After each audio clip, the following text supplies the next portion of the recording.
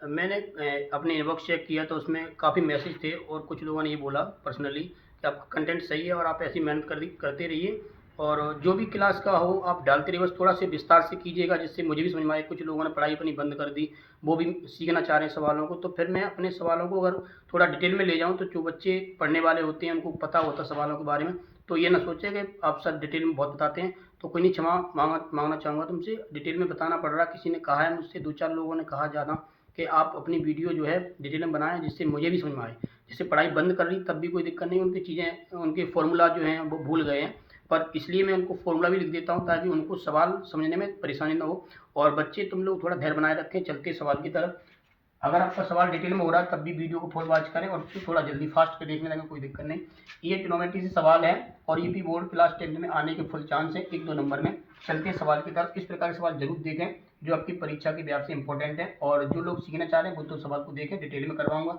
उसने क्या बोला कि cos a माइनस बी का √3/2 मान दे रखा है, sin a माइनस बी का मान √3/2 दे रखा है, दोनों के मान सेम है, एक माइनस में लगा हुआ और यहाँ पे प्लस में लगा हुआ है, यहाँ पे प्लस में, सॉरी देखता हूँ, हाँ यहाँ पर प्लस में लगा हुआ, ठीक है। अब उसने एक कंडीशन आपको बता दी आपकी सुविधा के लिए कि a प्लस बी का मान 0 से बड़ा होगा, 90 के बराबर या छोटा होगा। ये उसने आपको थोड़ा सलाह दे दी या थोड़ी सा संकेत दे दिया कि इसमें आप भौचक्के ना हो जाए, कहीं परेशान ना हो जाए कि a प्लस बी का मान जोड़ेंगे तो 90 से तो छोटा या बराबर रहेगा, लेकिन 0 से पक्का बड़ा होगा, और a का मान बड़ा होगा और b का मान छोटा होगा। इस प्रकार से सवाल में कुछ ना कुछ कंडीशन आएगी तो आपको सवाल पूरा सॉल्व हो जाएगा। चलते सॉल्यूशन की तरफ। cos a माइनस बी बराबर √3/2 दे रखा है। क्या करेंगे हम, √3/2 कॉज में किसका मान होता है, तो कॉज 30 डिग्री का जो मान होता है प्यारे बच्चों वो कितना होता है, √3/2। कॉज से कॉज आप कैंसिल कर देंगे तो a माइनस बी की वैल्यू कितनी आ गई, 30 डिग्री, समीकरण नंबर 1। अब इस पे आते हैं, साइन a प्लस बी बराबर √3/2।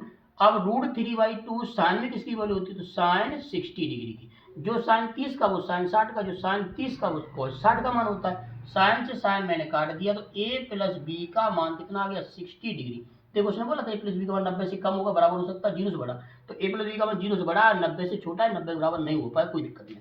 समीकरण नंबर 2।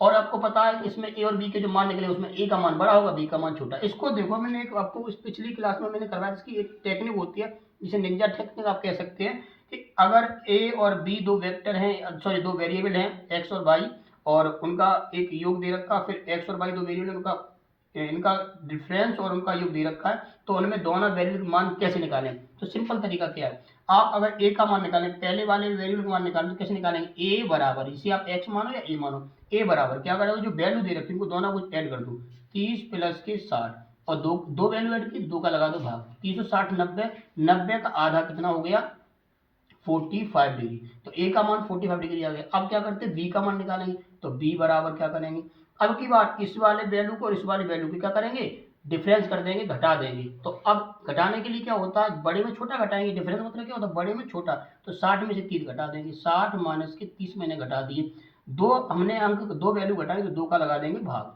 60 में 30 गए, 30/2, दो का भाग 30 में कितना आ गया, 15 डिग्री। तो यहाँ से आपका ए की वैल्यू 45 डिग्री और बी की वैल्यू 15 डिग्री, जो आपका पूछा था वो आपका आंसर आ गया। ठीक है, चलते नेक्स्ट क्वेश्चन।